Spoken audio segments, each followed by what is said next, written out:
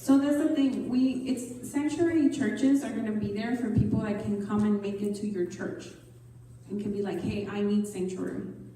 The way we're going to intercept, and this is what I think, it's not like if I go and there's a raid happening, it's not like I can go and tell the ICE agent, hey, stop, right? No.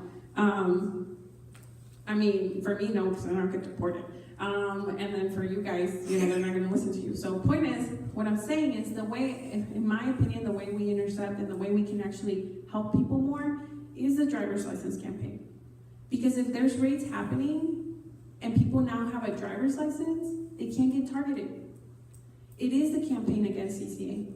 Because I don't want a detention center to open up next year. Then they're going to start putting us in there. So, like, the quickest, answer I can give you, it's what's happening here right now. It's you guys showing up to these teach-ins and learning more and maybe leaving with 10 million more questions and then finding out how we can organize ourselves and then our people in our church. Because the reality is that Trump won because we couldn't go and talk to the white people in our church that didn't understand a lot of these things. And if maybe these people that were feeling like, you know what, I don't have the right job, I lost my job, these things are happening to me, and they understood how the system actually worked, not to benefit them, or me, or other people, and they knew that it worked to only benefit the most powerful, they wouldn't have voted for Trump. So, like, the best thing we can do is actually start trying to push these, laws and policies into place that are going to protect people. Because us physically, me by myself, Catalina, even if I got deported, I couldn't go and stop someone from getting deported, even if I wanted to. And a lot of people have gotten deported for that. Can I add one thing to your answer? Yeah. So maybe you picked up a flyer on the way in about this event for such a time as this, building our prophetic resistance. The governor is being invited to this event, and one of the topics we're going to talk about is what we're talking about here. When the governor sees 1,500 people from across Minnesota gathered and asking him to both hold firm on making Minnesota as safe as possible, but also to do what he can do to pass driver's licenses. That's a concrete way we can act together to move the governor to do what Catalina is talking about. So I just want to connect the dots, that this is not all of us leaving here individually acting hopefully for the best on our own, but there are places we can stand together with our governor. We're going to push a little with the governor. Yeah, and to jump off of that point, everyone in this room should be there on January 28th. Absolutely. Everyone in this room. Absolutely. If you have a commitment, if you got to take your niece to the soccer game or whatever it is, hockey, I don't care. This is the day you have to be in the room. Because we have tried, as the Immigration Right Coalition, to move Governor Dane by ourselves. And we have moved him slowly, but he just won't budge. He can actually pass driver's license by himself. By himself. And we've been trying to move him for 4 years. And he won't move. And I have spent the last 2 years almost living at the Capitol during the legislative sessions, okay? Almost living there. And they should build me a room. No, but the point is, all the time that I've been there with my leaders, right, people directly affected, undocumented people, I have realized that the messenger matters. And the fact that we're brown, and some of them don't speak English, actually has maybe not benefited us. I have walked into rooms with legislators where I'm like, they're like, what about voter fraud? And people can get benefits. And I'm like, no, I have data. We have lawyers that can come and speak to you about how that's false. And you know what this person said to me? She said, oh, and I'm going to believe you. So there's literally someone who documented 10 times how there was racial interactions that happened, like racist interactions that happened to me and my leaders, because we were brown, only because of that. And the reality is that if we keep going there as brown undocumented people saying we want driver's license, they're gonna be like, well, you shouldn't be here in the first place. And no, what needs to happen in January 28th is that you and your mom and your sister and your dad and the person that lives next to you and the person that goes to church that you see every Sunday needs to go there. Because that's the day we're going to tell Governor Dayton, we're doing our part. We're putting up sanctuary churches because this is part of our calling as people of faith. Your part is passing driver's license. Because he can do that. And he just won't. Yes? Does he give a reason for his resistance? His reasons have changed. So he used to be a big law and order kind of guy back in the day, and he would be like, no, because it's against the law. So then we organized a whole bunch of sheriffs and police departments to write them letters and to go even to hearings and testify how actually for them it would benefit people, that people have a driver's license. So then he was like, fine. So now what he's saying is that his legal team has told him that there's no possible legal way to do that. But there is. That's just an excuse. And he needs the backing of a lot of people. So what has really happened is in 2015, we organized probably the best driver's license campaign in the country, and we still didn't get them. And that's why I'm saying the messenger matters. And that's sad, but true. And that's why I'm saying... Has this happened in other states or cities where this license, driver's license push has happened? Yes, there's about 12 states now that have already passed it. It has happened. But let me tell you, it took California 14 years to pass a driver's license. So the sooner we get together and we push people on this, the better. And in that flyer that you got for January 28th, there is the link to go and register for it.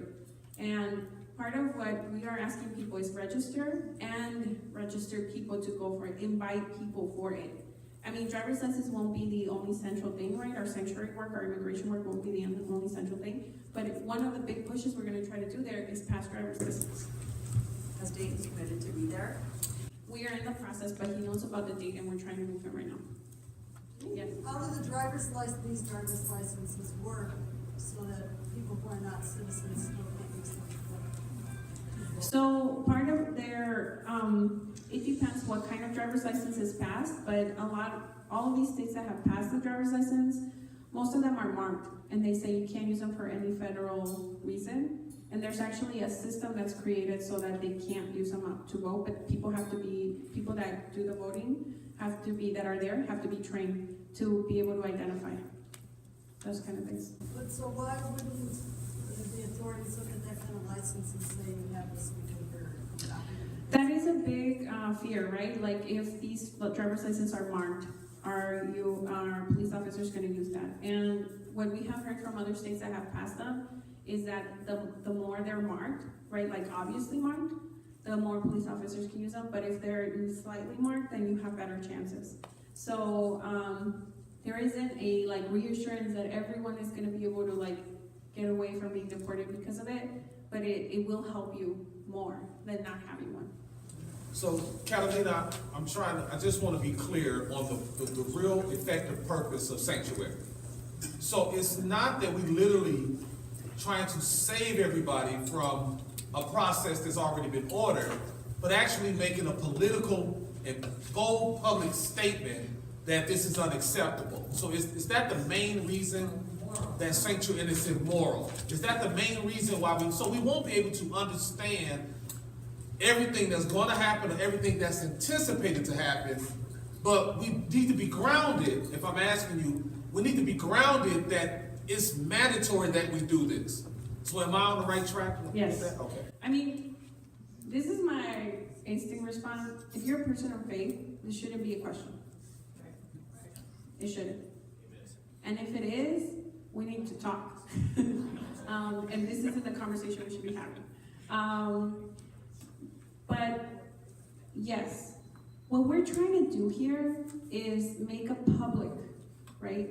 A public stance that says we're not going to put up with this. This isn't right.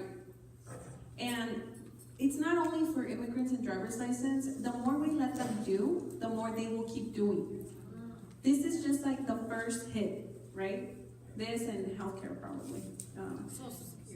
Social Security. So we have to fight that too. But what I'm saying is, right now, we have gotten to a point where we have no grip around what's to come. And the best thing we can do is say no. No, you can't do this. This is wrong. And it's not gonna protect everyone, how Brian said right now. It's not gonna immediately fix the immigration broken system. But you have that option, or you have the option to go home and do nothing. And see people suffer and die. I don't know about you guys, but I don't like that option. And I mean, even us, right? Like, I am a DACA recipient. I may get DACA taken away. I may be targeted. I may not. I may have to, live the way I used to live. I don't know yet. But what I will tell you guys is that even though I have DACA, and even though I can become undocumented, and even though ICE can come after me, they're not gonna do it without me standing up and saying, this isn't right. Because I have spent 23 years of my life in this country putting my head down. And I'm not gonna do that anymore. Part of it is, we have done, all of you guys in this room have had some sort of experience of doing that in your life. Having someone not think you're important, having someone maybe take away some of your rights, anything. And part of that is saying, no, that's wrong. We are children of God. And just because this is legal doesn't mean that it's right. One of the biggest problems that we have as people of faith is that we have gone into this narrative of this is legal and this is not, so that's right and wrong. No. As people of faith, that is not what we're taught. And we need to go back to that, not to what we've been driving our lives with. So, register for January 28th and bring people to it. If you have an organizer, you will be contacted around that. Do you have a list that you can post online of what the positive things about getting a driver's license, why we should support that when we talk to people, when we talk to Dayton or your representatives? Do you have that listed out? We do. We have a one-pager around driver's license that has been done and repeated and done over and over again. And it pretty much, we were in a coalition called the Safe Roads Coalition. So that coalition said it doesn't only benefit undocumented people, but do you want people driving around without taking a driver's test, having insurance on their car? No. So there's a lot of key things you could use. So the other thing I can tell you guys is there will be, if you picked up the sheets up front, up in the back, there's these teach-ins happening every Thursday from now on that are going to be rooted in all of this sanctuary work.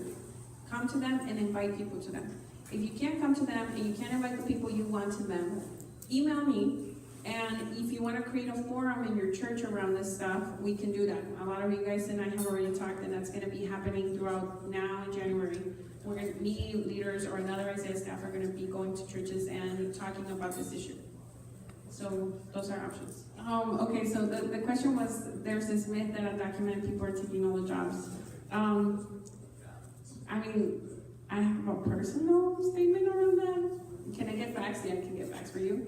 But we are working all the jobs no one wants to work, because no one will work with minimum wage or less than minimum wage, or not get paid overtime, or work out ridiculous hours, or not get any benefits. That's why I'm saying that it's really hard to address employers, because employers know that. So I worked for a lot of years in this country, and I worked way over 40 hours, never got paid overtime. I never got vacation time. And I never got paid what I had to get paid for the job I was doing. And I never reported it. And I was raised in this country, and I know English. It's not like I'm like my parents that, in those times didn't even know English. I knew my rights, and I still didn't do it because I was scared. So I think maybe part of busting those myths is actually, I was talking to my leaders a few months ago, and they told me if we had driver's license, the next thing we would work on is wage theft. Because they're so tired of working. So maybe it's really bringing out the reality of how people are treated at work and the benefits that they're actually not receiving at all.